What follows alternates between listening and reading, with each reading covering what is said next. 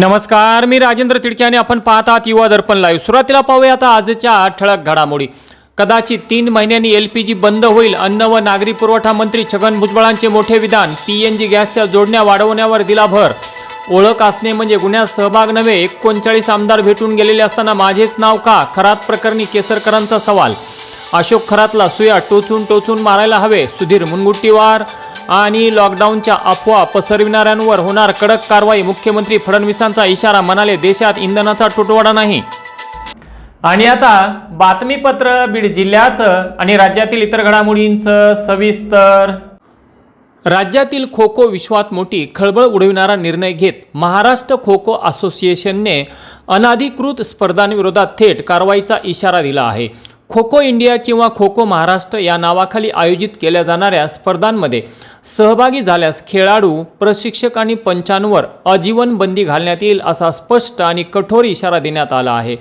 संघटनेचे सरचिटणीस प्राध्यापक डॉक्टर चंद्रजित जाधव यांनी एका पत्राद्वारे सर्व जिल्हा संघटनांना ही सूचना पाठवली आहे। भारतीय खो खो महासंघ KKFI ही भारत सरकार, भारतीय ऑलिम्पिक संघटना आणि आंतरराष्ट्रीय स्तरावर मान्यता प्राप्त एकमेव संस्था असून महाराष्ट्र खो खो असोसिएशन ही तिची अधिकृत राज्य संघटना आहे। मात्र गेल्या काही काळात खो खो इंडिया या नावाखाली समांतर आणि अनधिकृतरित्या स्पर्धा आयोजित केल्या जात असून त्यामुळे खेळाडूंची दिशाभूल होत असल्याचे स्पष्ट झाले आहे।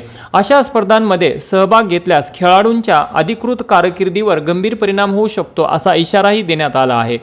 चुकीच्या माहितीमुळे खेळाडूंचे नुकसान होऊ नये यासाठी जिल्हा संघटनांनी हा संदेश तळागाळातील खेळाडू, क्रीडा मंडळे आणि प्रशिक्षकांपर्यंत पोहोचवावा अशा सूचना प्राध्यापक डॉक्टर चंद्रजित जाधव यांनी दिल्या आहेत।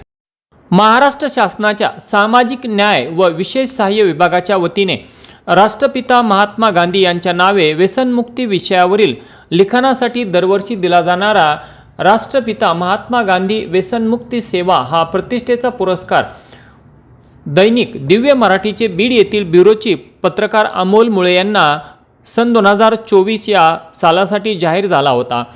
दिनांक 26 मार्च 2026 रोजी मुंबई येथे सामाजिक न्याय मंत्री संजय शिरसाट यांच्या हस्ते पत्रकार अमोल मुळे यांना राष्ट्रपिता महात्मा गांधी व्यसनमुक्ती सेवा पुरस्काराने सन्मानित करण्यात आले। त्याबद्दल बीड येथील मातृभूमी प्रतिष्ठानच्या वतीने दिनांक 27 मार्च रोजी बीड येथील दैनिक दिव्य मराठी कार्यालयात त्यांचा डॉक्टर संजय तांदळे व बीड जिल्हा वाहतूक शाखेचे पोलीस उपनिरीक्षक विजय जाधवर यांच्या हस्ते पुष्पगुच्छ व सन्मानपत्र देऊन सत्कार करण्यात आला। श्री संत भगवान बाबा सामाजिक प्रतिष्ठान येथे दिनांक 1 मार्च 2026 रविवार रोजी 18वा राज्यस्तरीय वंजारी वधूवर परिचय मेळाव्याचे आयोजन करण्यात आले होते।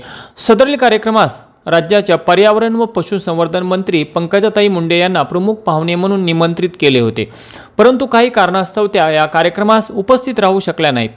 पंकजाताई मुंडे ह्या दिनांक 26 मार्च 2026 गुरुवार रोजी बीड जिल्ह्याच्या दौऱ्यावर आल्या होत्या।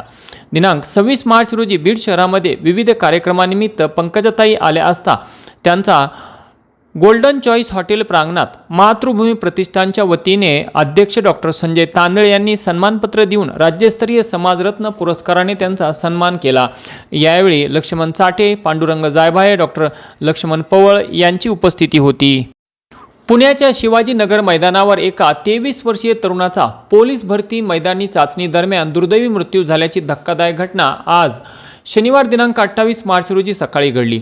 पुरुषोत्तम बारकुल वय 23 वर्षे, राहणार देऊळगाव राजा, जिल्हा बुलढाणा असे मृत्यू झालेल्या तरुणाचे नाव आहे। पुणे शहर पोलिसांच्या वतीने गेल्या काही दिवसांपासून शिवाजीनगर येथील पोलीस मुख्यालयाच्या मैदानावर भरती प्रक्रिया राबवली जात आहे।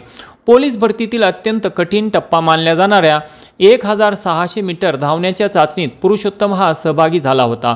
2 फेऱ्या पूर्ण केल्यानंतर 3ऱ्या फेरी दरम्यान पुरुषोत्तमला अचानक फिट म्हणजे झटका आला आणि तो धावता धावता मैदानावरच कोसळला। अचानक घडलेल्या या प्रकारामुळे मैदानावरील इतर उमेदवार आणि पोलीस प्रशासनाची धावपळ उडाली। पुरुषोत्तम कोसळल्यानंतर तिथे उपस्थित असलेल्या वैद्यकीय पथकाने त्याची प्राथमिक तपासणी केली असता त्याचे हृदयाचे ठोके हे अत्यंत मंदावले असल्याचे निदर्शनास आले। परिस्थितीचे गांभीर्य ओळखून त्याला तातडीने रुग्णवाहिकेतून ससून रुग्णालयात हलवण्यात आले, मात्र डॉक्टरांनी तपासणीअंती त्याला मृत घोषित केले. अचानक तरुणाचा भरती दरम्यान मृत्यू झाल्याने एकच खळबळ उडाली. पुरुषोत्तमच्या निधनामुळे बुलढाणा जिल्ह्यातील त्याच्या गावावर शोककळा पसरली असून पोलीस दलातही या घटनेबाबत हळहळ व्यक्त केली जात आहे. बीड जिल्हा पोलीस दलाच्या वतीने भरती प्रक्रिया राबवली जात असताना 1600 मीटर धावण्याच्या मैदानी चाचणीत देखील एक तरुण मृत्युमुखी पडला होता. बीडचे पोलीस अधीक्षक श्री नवनीत कामत यांच्या फरार आरोपींचा शोध घेण्याच्या आदेशावरून तब्बल 35 वर्षापासून फरार असलेला दरोडा प्रकरणातील आरोपीला बेड्या ठोकण्यात बीड LCBला यश मिळाले आहे.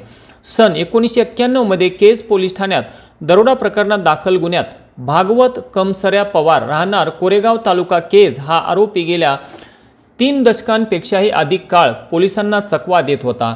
बीड LCBचे PI श्री शिवाजी बंटेवाड यांच्या मार्गदर्शनाखाली PSI महेश विघ्ने व त्यांच्या पथकाने केज उपविभागात फरार आरोपींचा शोध सुरू केला असता सदर आरोपी हा आपल्या कोरेगाव येथील घरी असल्याची गुप्त माहिती मिळाली. खात्रीशीर माहिती मिळताच बीड LCB पथकाने कोरेगाव येथे जाऊन सापळा रचत आरोपी भागवत पवार याला सितापीने ताब्यात घेतले. तपासादरम्यान सदर आरोपी हा सन 2017 मधील आणखी एका गुन्ह्यात देखील पोलीस रेकॉर्डवर हवा असल्याचे निष्पन्न झाले. अटक केलेल्या आरोपीला पुढील कायदेशीर कारवाईसाठी केज पोलिसांच्या स्वाधीन करण्यात आले आहे. ही कारवाई पोलीस अधीक्षक श्री नवनीत कामत, अप्पर पोलीस अधीक्षक श्रीमती चेतना तिडके मॅडम तसेच बीड LCBचे PI श्री शिवाजी बंटेवाड यांच्या मार्गदर्शनाखाली LCB पथकातील PSI महेश विघ्ने, महेश जोगदंड, दिलीप गीते आणि चालक गणेश मराठे यांनी मिळून केली. आज शनिवार दिनांक 28 मार्च 2026 रोजी सकाळी 8 वाजण्याच्या सुमारास अंबाजोगाई शहरातील मांडवा रोड परिसरात एका विवाहित महिलेने एका इमारतीच्या 3ऱ्या मजल्यावरून उडी मारत आत्महत्या केल्याची धक्कादायक घटना घडली. अंबाजोगाई तालुक्यातील जवळगाव येथील रहिवासी असलेले सुनील चिकटकर हे आपल्या मुलांच्या शिक्षणासाठी अंबाजोगाई शहरातील मांडवा रोडवरील शितोळे यांच्या 3 मजली इमारतीमध्ये भाड्याने राहत होते. आज सकाळी सुमारे 8 वाजता त्यांच्या पत्नी सौ वैशाली सुनील चिकटकर वय अंदाजे 35 वर्षे यांनी घरात कोणीही नसल्याची खात्री करून त्या राहत असलेल्या इमारतीच्या 3ऱ्या मजल्यावर चढून थेट खाली उडी घेतली. उडी घेतल्यानंतर त्या रस्त्यावर रक्ताच्या थारोळ्यात पडल्या आणि गंभीर दुखापतीमुळे त्यांचा जागीच मृत्यू झाला. घटनेची माहिती मिळताच परिसरातील नागरिकांनी घटनास्थळी धाव घेतली. सदर महिलेने अशा प्रकारे आत्महत्या का केली याबाबतचे कारण मात्र अद्यापही स्पष्ट होऊ शकले नाही. परंतु सदर महिला ही मानसिक आजाराने त्रस्त असून तिच्यावर उपचार सुरू असल्याचेही सांगण्यात येत आहे. तर या घटनेमुळे अंबाजोगाई शहरात एकच खळबळ उडाली असून घटनेची माहिती मिळताच अंबाजोगाई पोलिसांनी घटनास्थळी धाव घेत पंचनामा केला व उत्तरीय तपासणीसाठी सदर महिलेचे प्रेत स्वाराती रुग्णालयात पाठवून दिले. पुढील तपास पोलिसांकडून सुरू असल्याची माहिती प्राप्त होत आहे. आणि याचबरोबर आजचं बातमीपत्र संपलं. उद्या पुन्हा भेटू काही नव्या आणि ताज्या घडामोडींसह. तोपर्यंत पाहत राहा युवा दर्पण लाईव्ह चॅनल. लाईक करा, सबस्क्राईब करा आणि खाली दिलेल्या बेल आयकॉनला प्रेस करा. तोपर्यंत नमस्कार.